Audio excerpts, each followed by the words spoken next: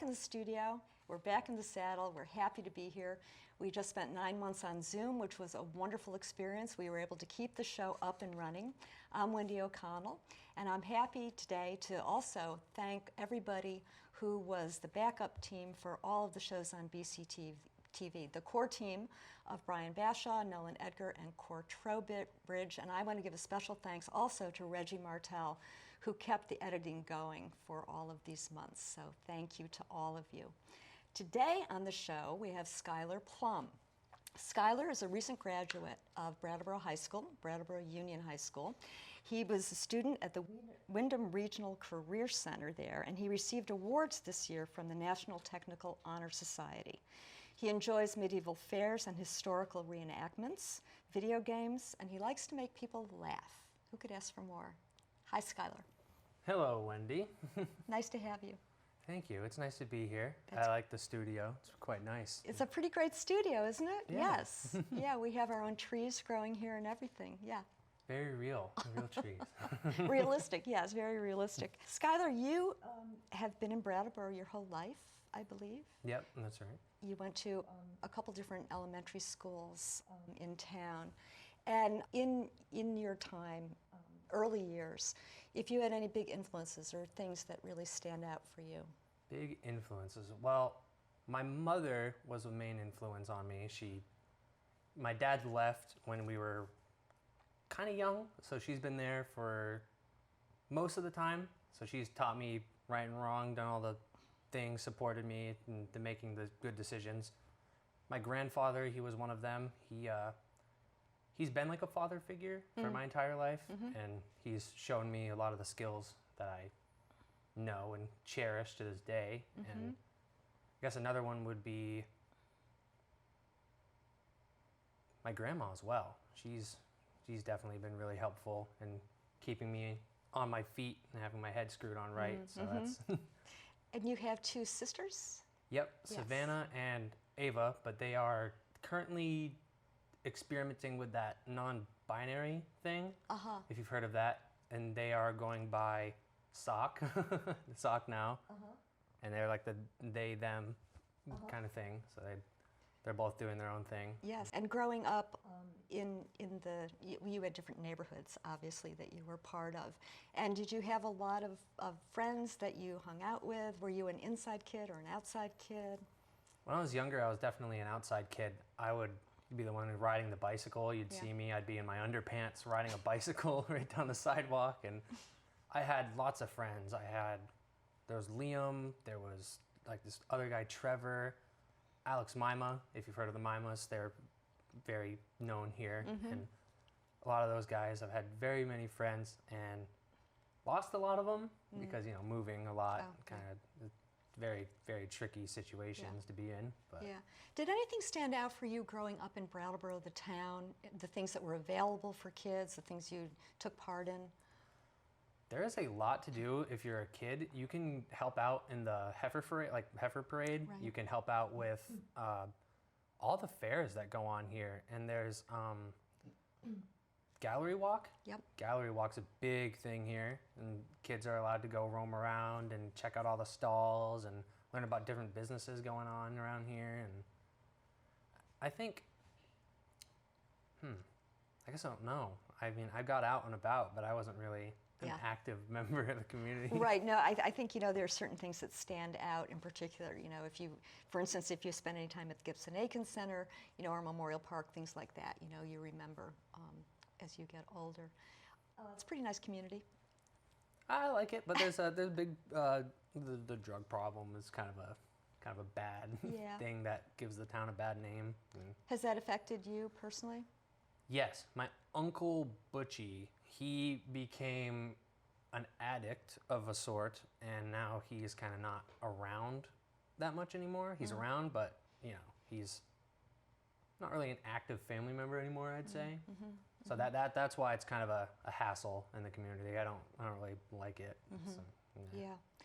Do you have any ideas of things that could be done to help that situation? I think we gotta open up more like rehab centers around here. I don't really think there's that many. I haven't really looked, but then again, you don't really see them around here. So I think giving people help could be a good starting point. Yeah. I mean, I doubt they'll listen though, but it's worth a shot. Yeah, and there are some organizations in town that are dealing directly with a lot of the different issues that are coming up in town. You went to middle school, and then you went on to the high school. And were there any people who helped you or supported you that you remember? Miss Moreno, she's a kind of like a para in the middle school. She was my advisor, and she was very, very, very, very helpful. I was a bit of a troublemaker and I had anger problems. So the littlest thing would make me so mad, and I wouldn't know how to control myself, and I'd like hit the walls, and I get so upset. And she kind of showed me how to calm down and point me my kind of ambitions in a different direction, other than places where I'd get frustrated. So she kind of helped me figure out I'm more of a hands-on kind of person, and she helped me with all that and taught me some Spanish, but I don't really remember. Well, it sounds like she was actually, she was very aware of how kids learn and knowing that you were a hands-on kind of person. She helped me a lot, and I'm not as angry as I used to be. I'm just I'm more relaxed. I like living. Yeah. And you found skills as well to deal with it. Oh, yeah. Yeah. The whole grounding method where you spot like the cameras and you name off the cameras. You're like camera, monitor, light, and it just kind of helps you ground yourself and kind of mellow out so you don't.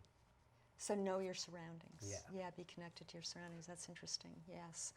And those are life skills as well, right, that carry through. Yeah. And you went on to the high school? Yep. Yeah. And how was your experience at BUHS? Oof.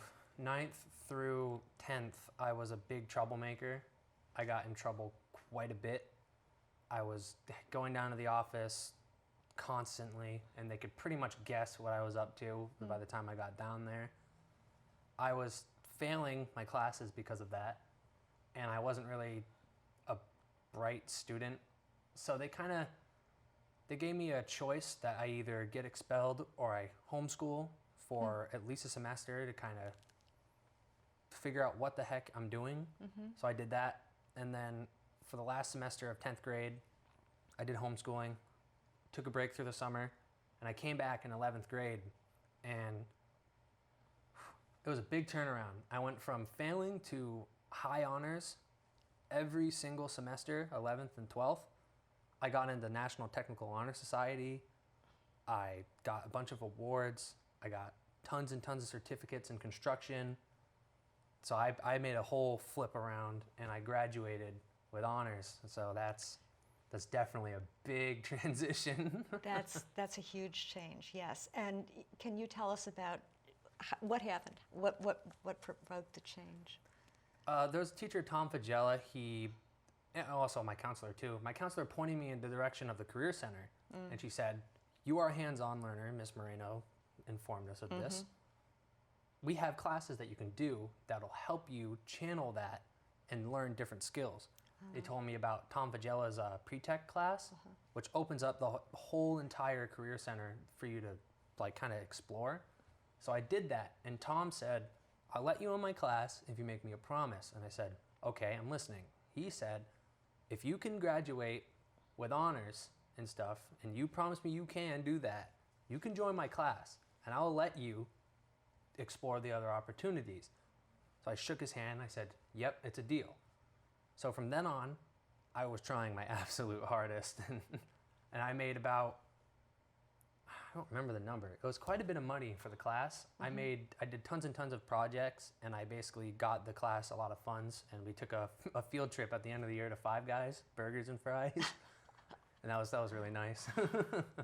That's quite a story. You know, the fact. Can you talk a little bit about making that agreement, shaking his hand, and knowing there was something in you that knew that you could do that? He basically told me I look like somebody who would be capable, and a lot of teachers in my life didn't really say something like that. It was more like, "Oh, you're a troublemaker," and that kind of mentality. He said, "Well, I've heard about you, but I believe you can do it." He said, "So if you make this deal, you got to do it, and I know you can keep your word. So what's it gonna be?" And I don't know, I just got a spark, and I was like, Yeah. I'm gonna do it. I have to do it. I don't want to undersell myself. And Yeah. And that continued on for you it as did. well. And here you are. You graduated this year with honors, which we'll talk about.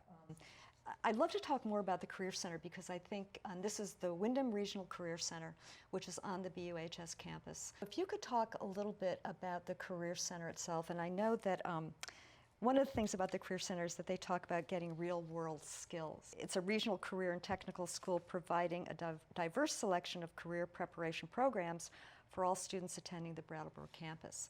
So yeah, go on from there. Tell us about it. The Career Center you do learn real world skills, and you get to pick what kind of career you want to do, and they have what you call pathways.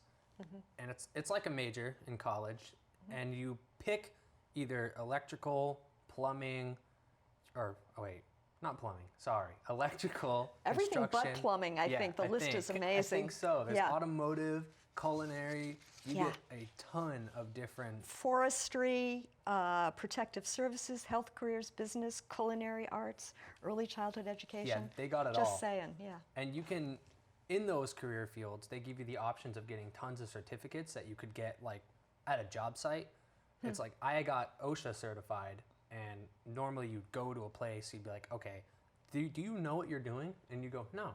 And they go, okay, we can train you. And they give it to you. But the Career Center gives it to you beforehand. So you go into your interview and you're like, I'm OSHA certified and I have all these things. And they're like, so you can skip training? We don't have to pay to put you through that? And you're like, so Great.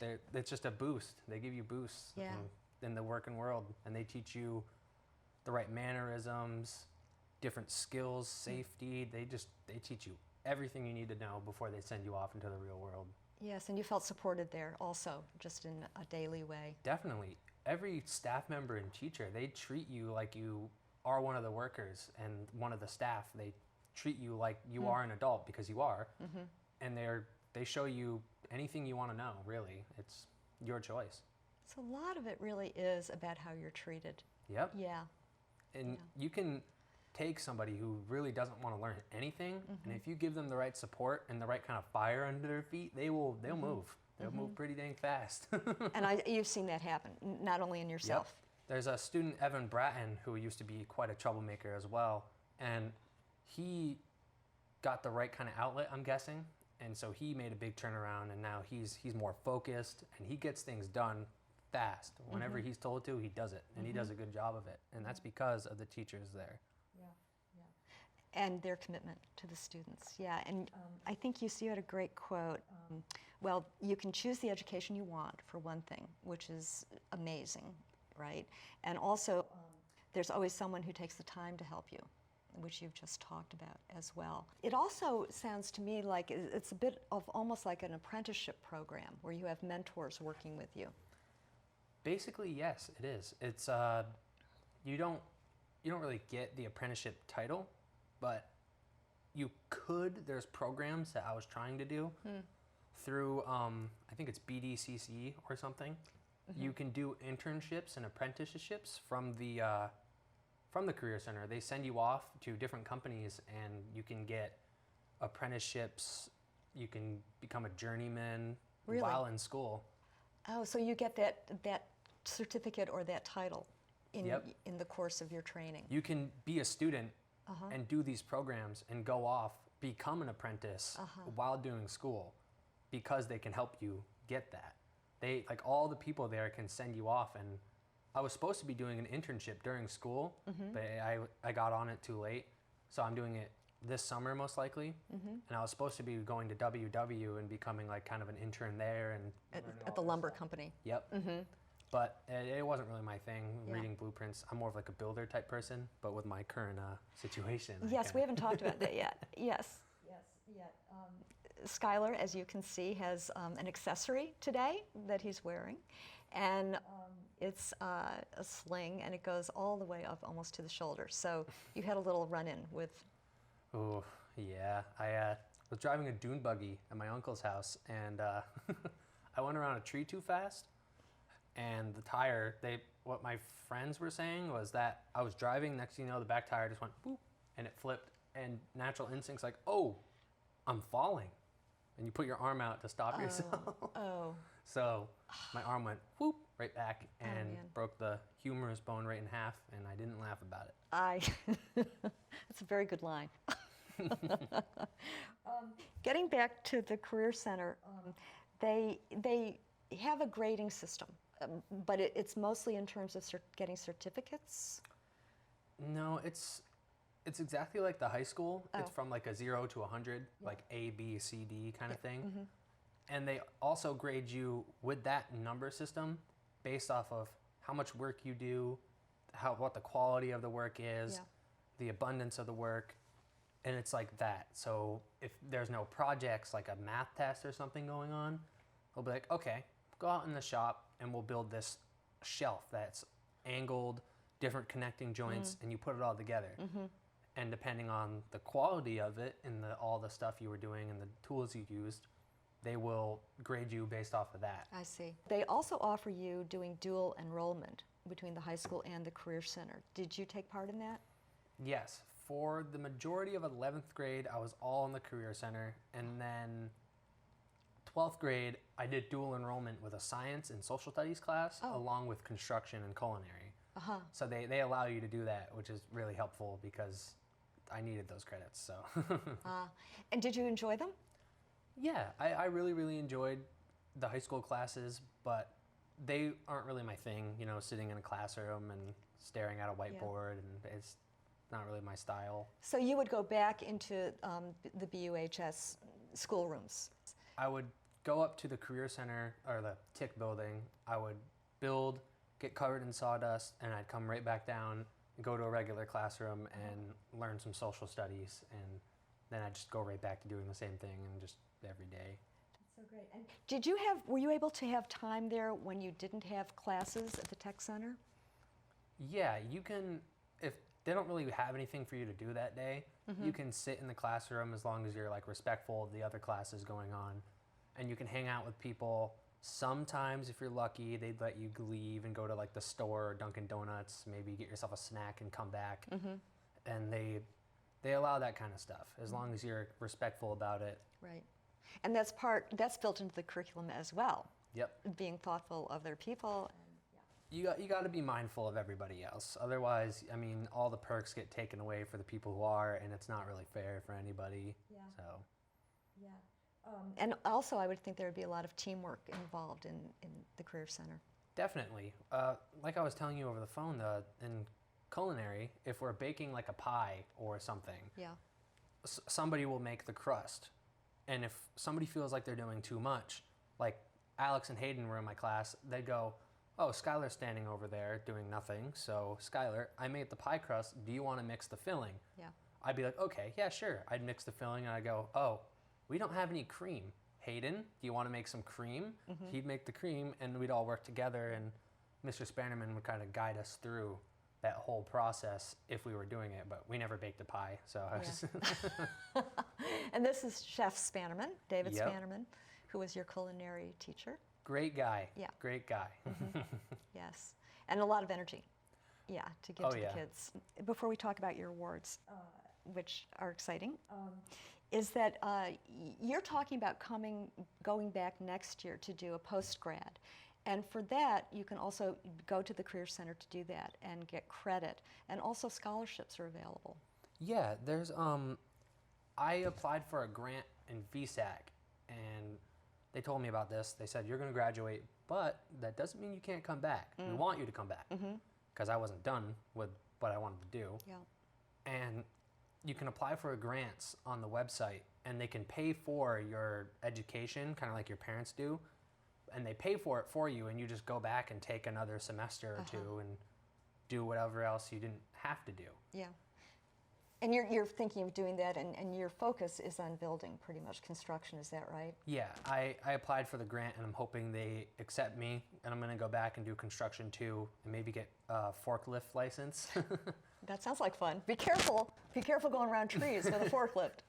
I will not stick my arm out of a forklift. And Mr. DiMatteo has me buckle up, so that's good. Skylar, coming to the awards that you won this year, 3 different awards. You won the National Technical Honor Society Award.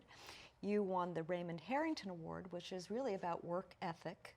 And you also won the Citizenship Award. Could you say a couple words about the Citizenship Award?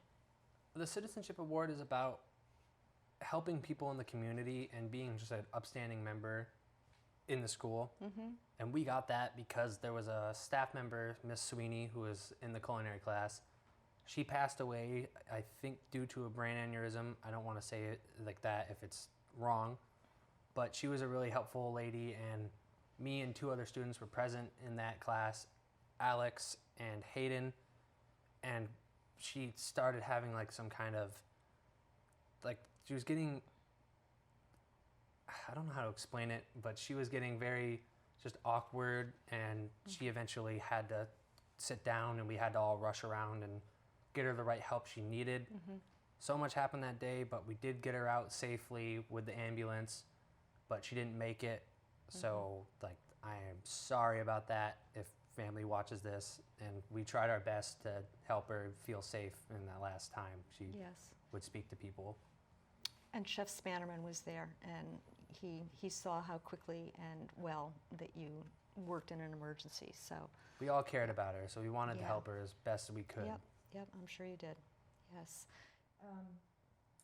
Well, outside of the Career Center, you also you go to medieval fairs. You're very interested in historical reenactments.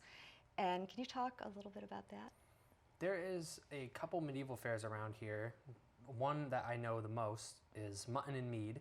They're closed, sadly, this year again. And they're medieval fairs, so you can go dress as knights, Vikings if you'd like. You can dress as anything you want, really. You can even be a spaceman, and you can go there, and people act like they would back then, like there are peasants and stuff. And the one we're going to, there's a stand where this guy taunts you, and you have tomatoes, and you can throw the tomatoes at him and call them things. They're great. I mean, people there are really nice, and there's so many vendors and shops and activities you can do. Yeah. They're lots of fun. They're fun. So you go as a participant. Yes. Yes, and you've gotten interested in costumes as well. Yeah, I make costumes for family members and myself, free of charge. I mean, they're okay costumes. I'm not like movie level, but I can make some pretty dang good costumes. I've made a Viking costume. I'm making a Witcher costume, if you've heard of The Witcher. It's a it's a series that came out on Netflix, but I've known it way longer than that. It's like Monster Hunter kind of thing, and it's just a lot of fun. I didn't know I could sew pretty well, but. And you're doing this by hand, I understand. Yes, and you know.